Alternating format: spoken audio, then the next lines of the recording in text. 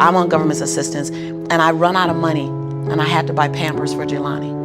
And I had $11.42 in the bank. And I remember wrapping my son in a towel for 2 days. You know, someone said, because when I tell the story, I always get teary-eyed. And someone said, do you fabricate the tears because you've told the story so much? No, I'm a mama. Every time I tell the story, I feel it again. I remember the second day, like you said, I had my hand on Jelani's stomach, and I said, don't worry, baby. Mommy will never be this broke or broken again. And that day, what shifted for me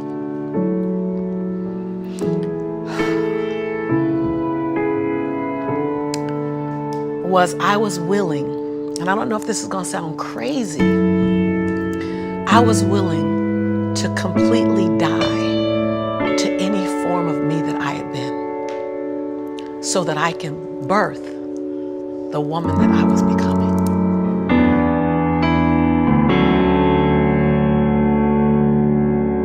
I knew it wasn't working for me any longer.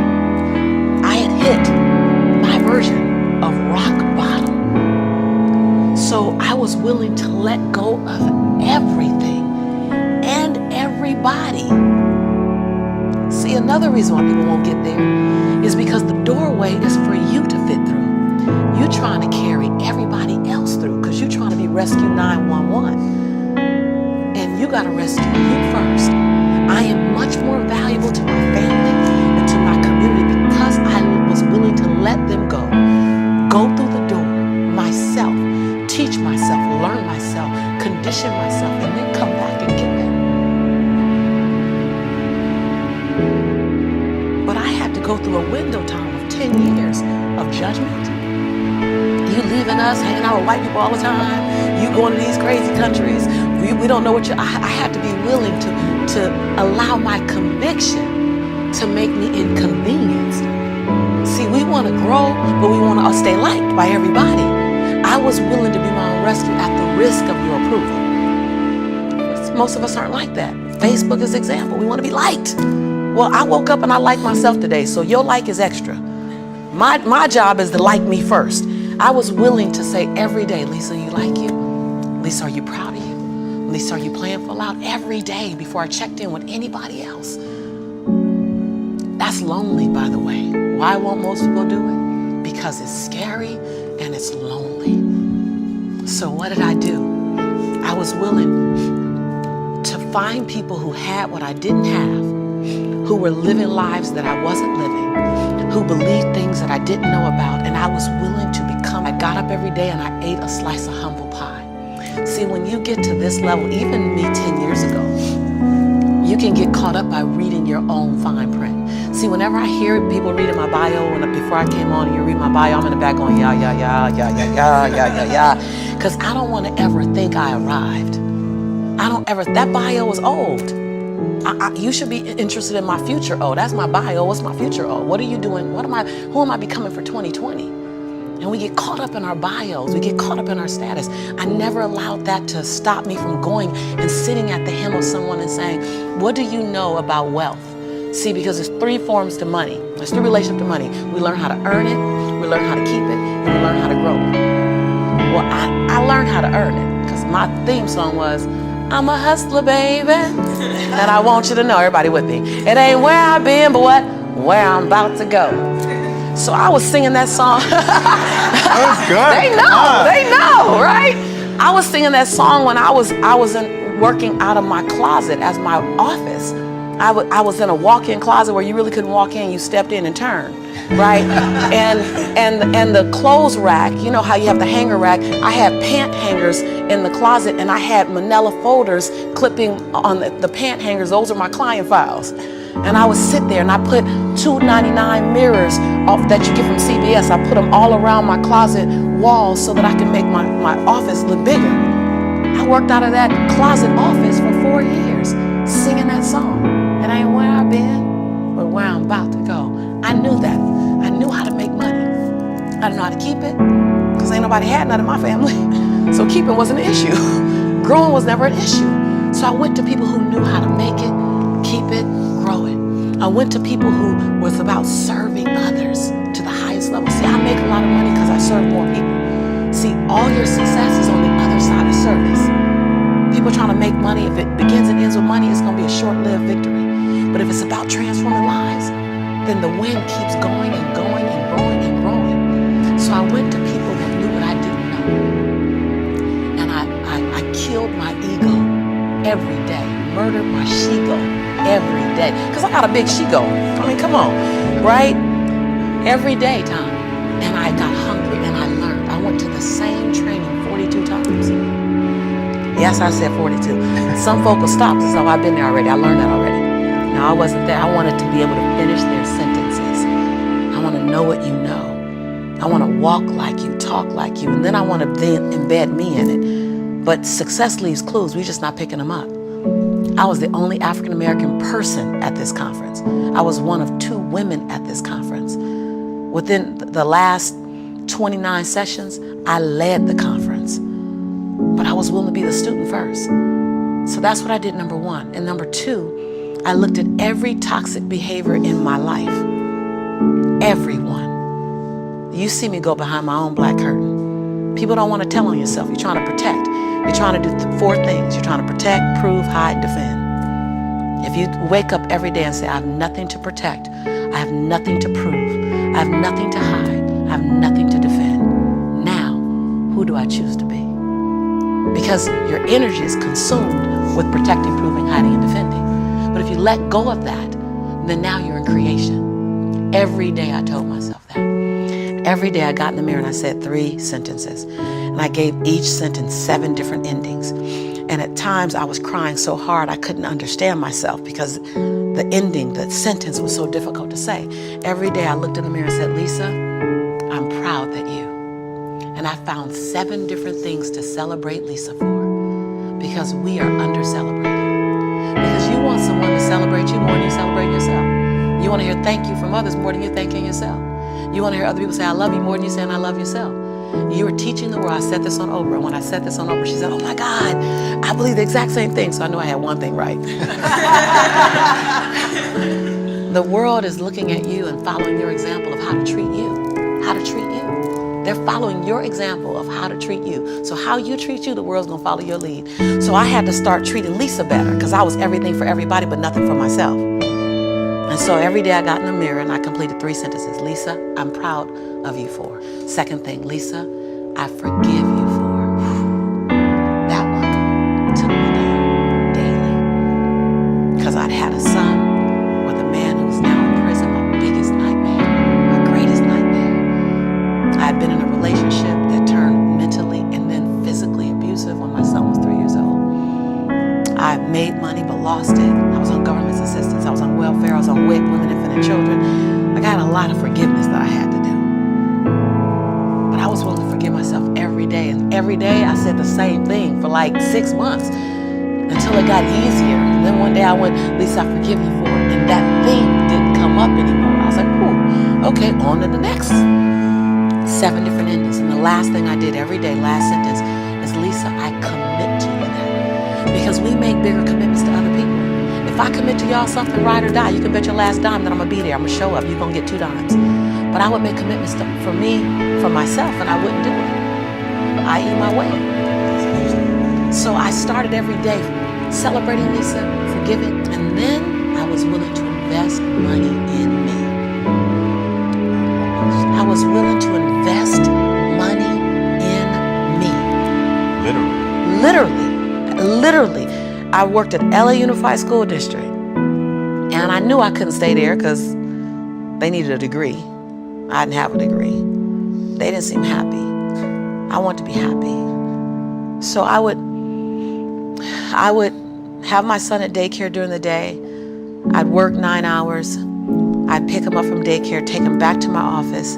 I'd take a 30-minute break from 6 o'clock to 6:30 to go get him. I start working from 6:30 until midnight every day at my office on me, every day. Put my son on a little, primary color blanket, something to occupy him. Give him toys that I took the batteries out of so he'd be confused for a little while trying to figure out why they're not working. I'm serious. And I did it every day. I stopped going out to dinner. I stopped going out dancing. I stopped getting my nails done, stopped getting my hair done. And every 2 weeks when Ella Unified paid me, I wrote a check to my dream. And I wrote in the memo line, funding my dream. And I would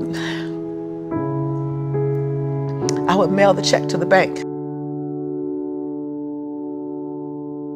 And I mailed a check to myself every 2 weeks for 3.5 years. My family thought, that I was smoking on drugs. Like, she ain't going out. She eating beanies and weenies all week.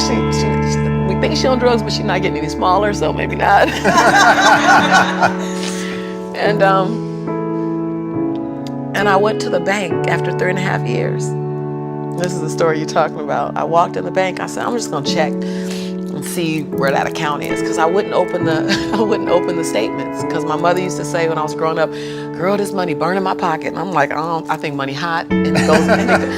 Thank you so much, and it goes away fast. So I'm not gonna open the statement because I don't want to know how much money I have, because I didn't have a healthy relationship to money. I didn't even know a relationship with money.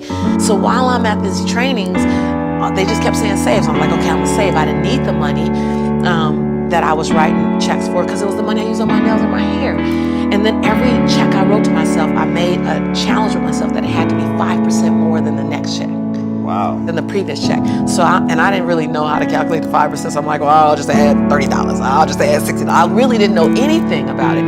Then I went out and got a second job. And I started working in the evenings, less on my business and more on a job, so I can write a bigger check. So I learned how to live on $31,000. That's all I was living on, $31,000. We can make it, we got it. I sold my Altima. I had at the time, I bought an old Ford Explorer.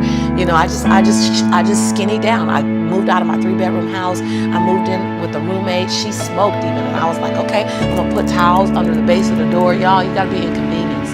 I put towels on the base of the door so the smoke wouldn't come in the room with me and my son. We slept side by side in the same bed. Went from a 3-bedroom, 3-bathroom house, 2-story, to a roommate, because I was willing to write a check to fund my dream. And I kept writing, funding my dream, funding my dream, funding my dream.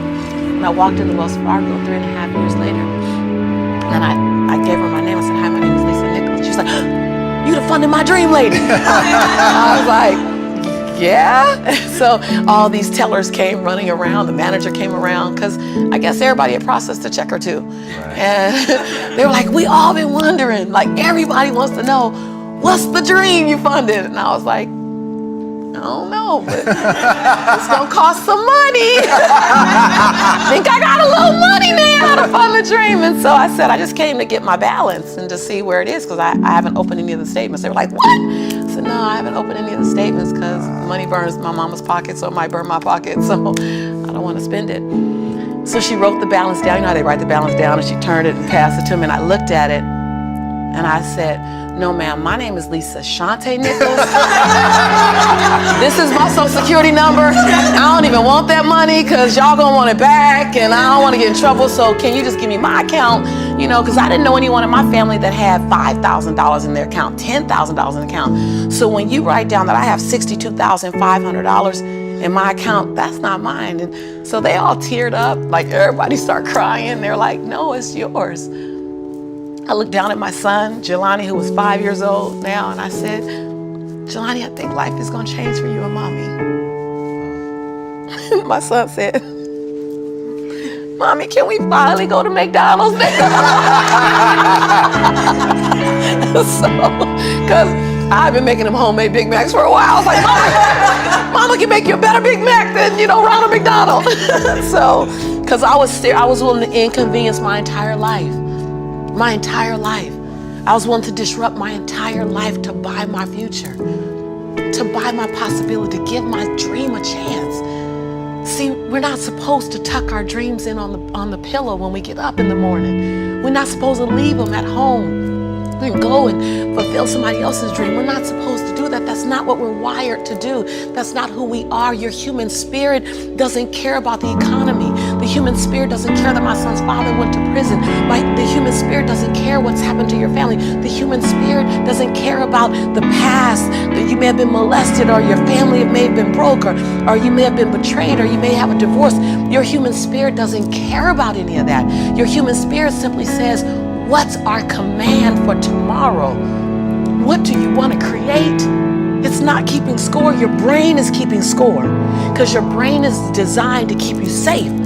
Your soul, your intuition, your human spirit is designed to make you soar.